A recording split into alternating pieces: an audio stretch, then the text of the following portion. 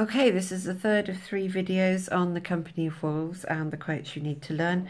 So I've just done one on the actual Bloody Chamber, and here is the Company of Wolves. Please excuse my son in the background. So she takes off her scarlet shawl. In the Bloody Chamber, he got her clothes off with one swoop of his sword. Here, she took off her scarlet shawl. And it's the colour of sacrifices. She's not going to be sacrificing herself anymore.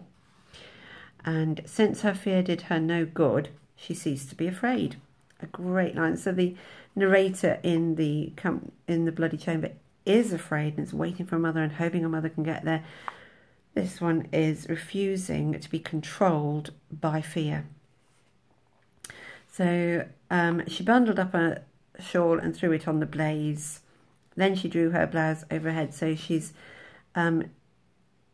is undressing herself, and her small breast gleamed as if the snow had invaded the room. It's not just the wolf that's outside the forest, it's her as well. She is becoming equal. The outside and the inside are united in her as well. So she burns the fire. And oh, am I going off the edge of the page? I've saved it. We have the very traditional, what we're all expecting. She uses the culture, the codes, the language we're expecting from this sort of story, even if this bit's been a little on the unusual side. So quote any of these: what big arms you have, all the better to hug you with. You don't need them all. What big teeth? You probably can remember them without trying to memorise them, can't you? All the better to eat you with. We're completely expecting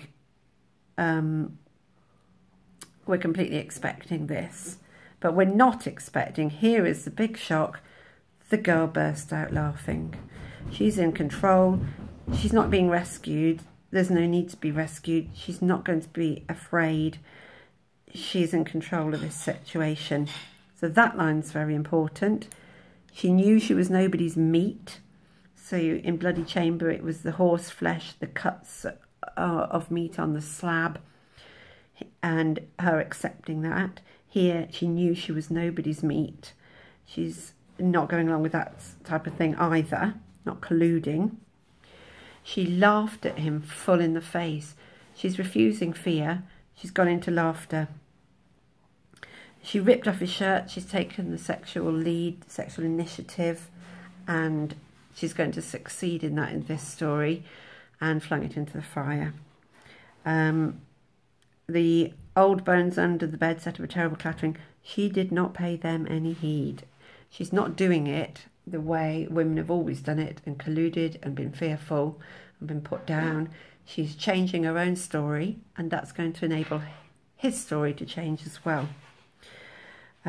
So they have this savage marriage ceremony, and the blizzard will die down, and the blizzard died down. And from her shoulders being like snow, now it's the mountains are covered with snow, so the inside mirroring the outside. And it's Christmas Day, so this is the stories are being rewritten. Christmas rewrites the story of religion, the story of Judaism, and in the same way as the puppet masters are amazed that the dolls are breaking free, the opera isn't going the way the opera's always gone. So this story is not going the way it's always gone.